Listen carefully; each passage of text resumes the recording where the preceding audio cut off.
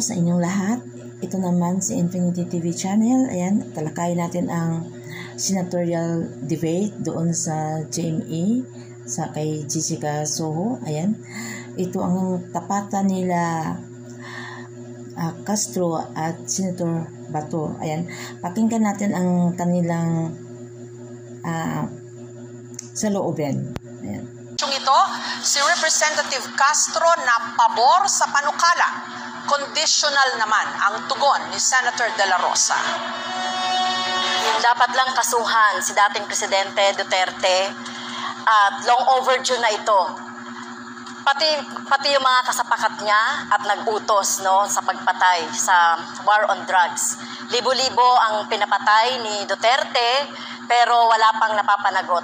Kaya kailangan talaga ng hustisya ng ating ng ating mga mamamayan.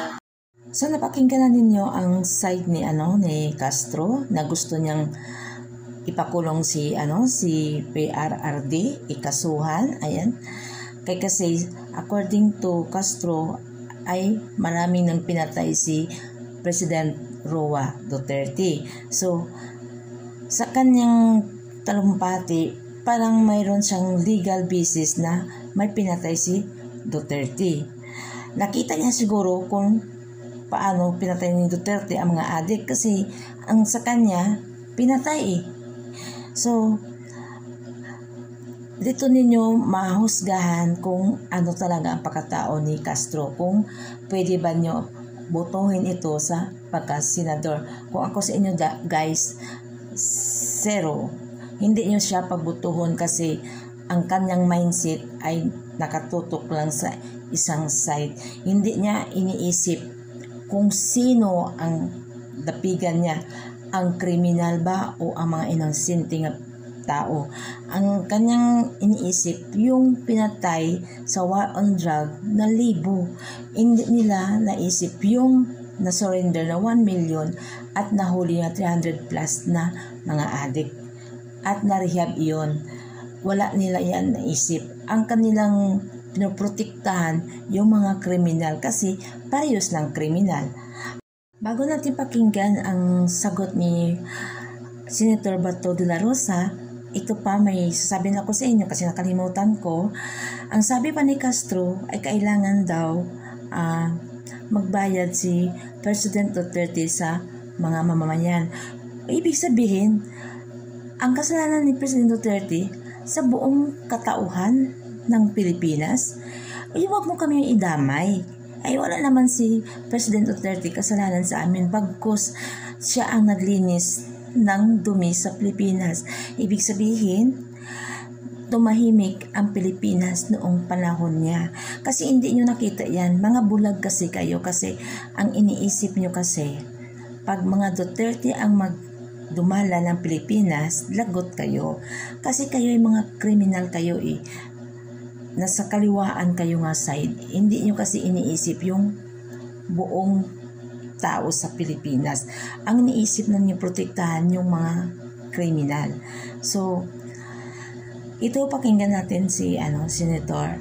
Bago pa niyan, ang hindi pa pala nakasubscribe sa atin, ayan, subscribe muna kayo guys, yung mga baguhan pa dito sa ating channel, at yung lagi nanonood naman nga nakalimutan mag-subscribe, and subscribe na kayo guys para madagdagan ang ating subscriber, at i-like ninyo ang ating videos at i-share ninyo kung maaari. Ayan, ito na guys si Senator Bato de la Rosa. Pakinggan natin. Senator De La Rosa. Ang sagot ko dyan is conditional, hybrid. Pwedeng yes, pwedeng no. Yes in the sense na nobody is above the law. Kapag mayroon siyang nagawang kasalanan, kasuhan natin. Pero kung wala naman siyang nagawang kasalanan, huwag mo siyang kasuhan base doon sa kaso ng ibang tao. Because guilt is personal. Huwag po nating ipaangkin kay Pangulong Duterte yung kasalanan ni Ninja Caps. Kaya po, after 3 years, na tapos sa pagulong, walang kaso. So, ang sagot ni Senator De La Rosa ay, pero kung wala naman sa kasalanan, hindi siya pwede kasuhan, di ba? Kasi, tama naman si Senator De La Rosa, ang kasalanan ng ibang tao, huwag ipukol kay President Duterte. Kung ibig sabihin, yung pulis ang may kasalanan, so ang pulis ang managot. Kasi hindi naman in order ni President Duterte sa pangalan na, hoy si Kwan, patayin mo yan. Hindi naman. Kasi ang utos lang niya, pag maglaban, saka patayin. Siyempre naman, alangan naman, hindi ka maglaban, di ikaw patayin ng kriminal. Kasi siyempre, ang mga adik yan at mga poser at mga user at mga drug lord, pag makakita ng pulis, talagang uunahan nila yan. So, siyempre ang pulis, proteksyonan nila ang kanilang sarili. Kasi, ang hindi lang nakita ni Castro, yung mga pulis nga napatay sa engkwentro.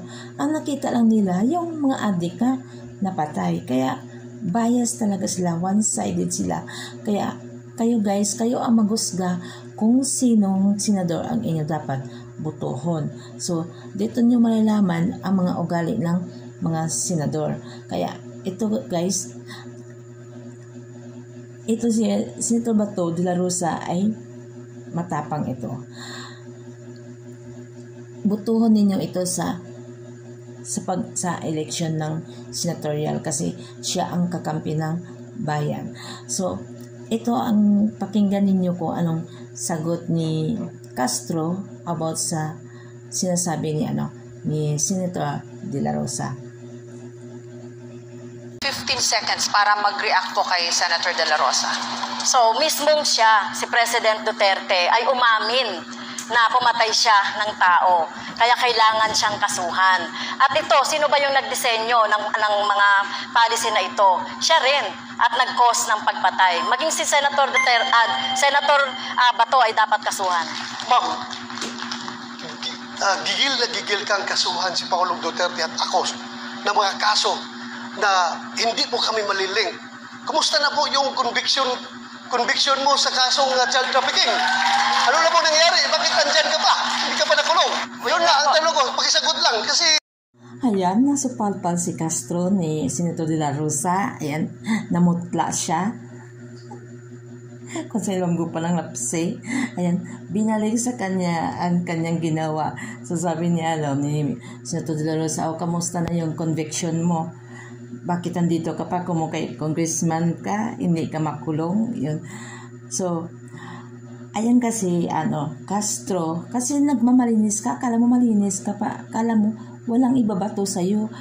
Okay lang sana na magdiin ka ng tao, yung wala kang kasalanan, yung hindi ka dumaan sa pagkapriso, nakulong ka Tapos kung makapagsalita ka sa ating presidente, akala mo malinis ka na wala kang bahid na kasalanan. Si Duterte lang talaga ang may kasalanan sa lahat ng ginagawa.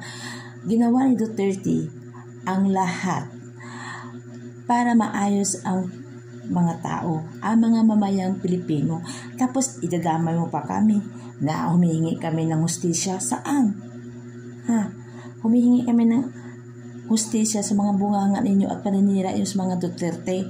Yun ang hinihingi namin na tumahimik na kayo kasi kayo ang naninira sa gobyerno. Kung totoo siya nga, okay pa si Sara at si BBM Sino ang nagsira? Di ba kayo? Kasi gusto nyo sirain si Bibi Sara at si BBM. Kasi gusto nyo tanggalin ang presidente at ang vice president. O ngayon, kung tanggal ang presidente at ang vice president, sino maging presidente? Kayo? Kayo mga rebelde, kayo mga NPA, kayo mga kontra gobyerno? Kayo ang magdumahala sa Pilipinas para lahat ng pera sa kaban ng gobyerno ay kukunin nyo?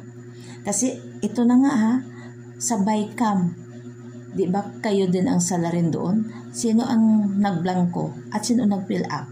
So ngayon, may nangyari sa BICAM. Tumawag ba kayo ng hearing? At usisain kung sino ang gumawa? Di ba wala? Tahimik kayo. Kasi gawa ninyo para mga pangurakot kayo sa gaban ng gobyerno. So ngayon, ang ating Pangulo, siyempre, hugas kamay din siya kay pagdating sa kanya ang GAA, wala naman blanco. Tama naman siya, walang blanco. Pero hindi niya dapat i-insist na walang blanco. Kaya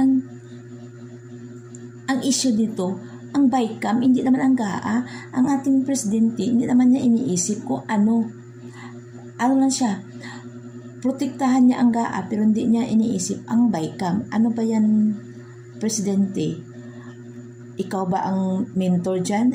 Instead na sabihin mo sana na na sige, imbestigahan natin kung ano nangyari sa BICAM. Pero anong sabi mo?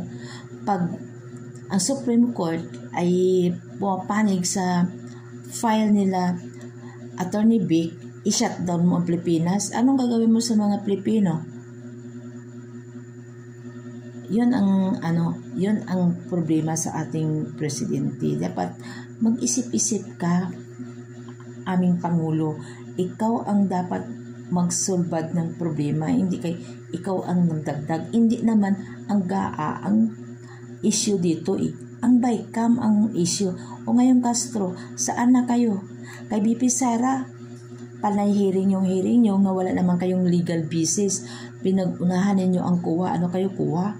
Hindi pa nga nag-report ang kuha kung may discrepancy ba ang confidential fund o wala. Pero anong ginawa nyo? I-impeach agad si Sara. So ngayon, kayo, anong gagawin natin sa BICAM? Di ba tumahimik kayo? Hindi man lang kayo nagpa-hearing at imbestigahan ang sino ang nagperma doon, kung ano ang resulta sa plenary nila sa annual budget sa Pilipinas, di ba? So ngayon si Duterte ang idiin ninyo at saka dinamay mo pa si Senator Bato de la Rosa, gusto mo pa ipakulong. So ngayon, palbal ka, nanglapsi ka, hindi ka makapagsalita kasi natamaan ka. Kaya nga magdahan-dahan ka sa panalita mo kasi ikaw din ang matatamaan. Kasi si Senator de la Rosa, hindi niya mapapautang. Kumbaga pa sa Ilonggo, hindi niya mapapautang. Lalaban yan sa'yo. Kasi tingnan mo itsura mo, ang damit mo, parang ipasok ka sa sa kabaong, ang itsura mo. So, nanglapsi ka, hindi ka nakagalaw. So, ano ngayon? Napahiya ka, pinagtawanan ka ng mga tao, hindi ka nahiya. So, panay sabi mo nga, umamin si President Duterte na may pinatay. Saan? Kulang ka sa utak. Ang sinasabi niya, may pinatay siya. It means to say, yung pulis may pinatay ng mga kriminal, inaamin niya yon. Yun ang ibig niya sabihin, pero wala siyang pinatay na individual.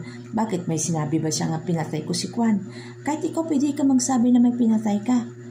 Pero wala. Kasi wala ka nang sabi nga kung sinong tao. Kaya yun ang kasi hindi ka abogado, kaya hindi ka hasta parang marunong ka. Kaya ito guys, ang tapatan nila Senador de la Rosa at ni Congressman Castro, ayan, kayo ang maghusga kung sino ang botohon ninyo.